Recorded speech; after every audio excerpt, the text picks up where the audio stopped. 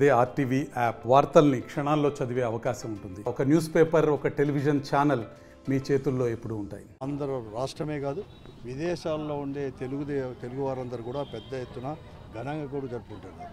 మరీ ముఖ్యంగా వైఎస్ఆర్ కాంగ్రెస్ పార్టీ శ్రేణులు, కార్యకర్తలు, నాయకులు అందరూ కూడా కలిసి కేవలం జన్మదినాన్ని మాత్రమే జరుపుకునేదే కాకుండా సేవా కార్యక్రమంలో కూడా ఈరోజు సామాజిక సేవా కార్యక్రమంలో పాల్గొంటున్నారు. ఎక్కడ చూసినా కూడా దాంట్లో భాగంగానే ఈ వృద్ధాశ్రమంలో ఇక్కడ రమేష్ గౌడ్ గారు కానీ, సాకే చంద్ర గారు, తర్వాత మన తానీష గారు, వీరందరూ కూడా ఇక్కడ కూడా బెడ్షీట్లు, తర్వాత పండ్లు, దానితో పాటు కూడా అన్నదానము ఇవన్నీ కూడా చేస్తున్నారు. అలాగే ఎక్కడ చూసినా కూడా ఈ పట్టణం అంతా కూడా ఈ జిల్లా కేంద్రంలో కూడా ప్రతి ఒక్కరు కూడా సేవా కార్యక్రమంలో కూడా పాల్గొంటున్నారు. అలాగే జగన్మోహన్ రెడ్డి గారు కూడా ముఖ్యమంత్రి అయిన తర్వాత నేను ఇంకొక అడుగు కూడా ముందుకు వేయాలి అని చెప్పేసి సంక్షేమ కార్యక్రమాలు కూడా పథకాలు కూడా రూపొందించి, మరీ ముఖ్యంగా చేయూత కావచ్చు, లేకపోతే పెన్షన్ విధానం కూడా ఇంటి దగ్గరికి తీసుకొనిపోయే విధానం కానీ, పరిపాలన కూడా ప్రజల ముంగింటికి తీసుకొనిపోయే విధానం కానీ, అనేకమైన సంస్కరణలు కూడా పరిపాలన సంస్కరణలు కూడా తీసుకొని రావడం కూడా జరిగింది. మరీ ముఖ్యంగా కూడా ఆరోగ్యము, విద్య ఈ రెండు అత్యంతకమైన ప్రాధాన్యత ఇచ్చి ఒక సామాన్యునికి కూడా దాదాపుగా ఆరోగ్యశ్రీకి తన తండ్రి గారు ఏదైతే ఆరోగ్యశ్రీ ప్రారంభించాడో దానికి 3300 యొక్క రోగాలు కూడా దానికి జత చేసి కూడా ఈరోజు కూడా చేయడం కూడా జరిగింది. అనేకమైన కార్యక్రమాలు కూడా చేశారు. ఈరోజు వైఎస్ఆర్ కాంగ్రెస్ పార్టీ అందరూ కూడా ఒకటి ఈరోజు, ఎందుకంటే 6 మాసాలు అయింది ఈరోజు జగన్మోహన్ రెడ్డి గారు ఈ రాష్ట్రంలో ముఖ్యమంత్రి లేకుండా కూడా. ఈరోజు చంద్రబాబు నాయుడు గారు కానీ వారి యొక్క పార్టీలన్నీ కూడా కూటమి కూడా అధికారంలో ఉన్నప్పుడు జగన్మోహన్ రెడ్డి గారికి ఆ ప్రభుత్వానికి ఈ ప్రభుత్వానికి కూడా తేడా అనేది ఏమని కూడా చాలా స్పష్టంగా కూడా గ్రహించారు.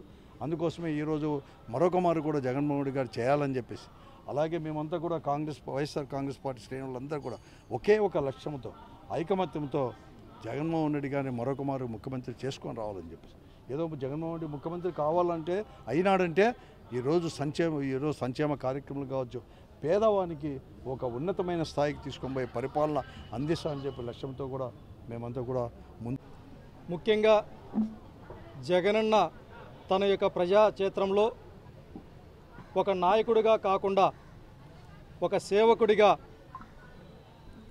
నిరంతరం ప్రజల పక్షాన నిలబడినటువంటి గొప్ప వ్యక్తి జగన్మోహన్ రెడ్డి గారు.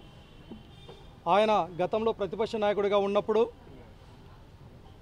ప్రజా సంకల్ప యాత్ర ద్వారా దాదాపు 3650 కిలోమీటర్ల పాదయాత్ర చేసి ఈ రాష్ట్రంలో ఉన్నటువంటి అన్ని వర్గాల వారిని కలిసి నేనున్నాను అంటూ ఒక భరోసాను, ఒక ధైర్యాన్ని కల్పించినటువంటి గొప్ప వ్యక్తి జగన్మోహన్ రెడ్డి గారు.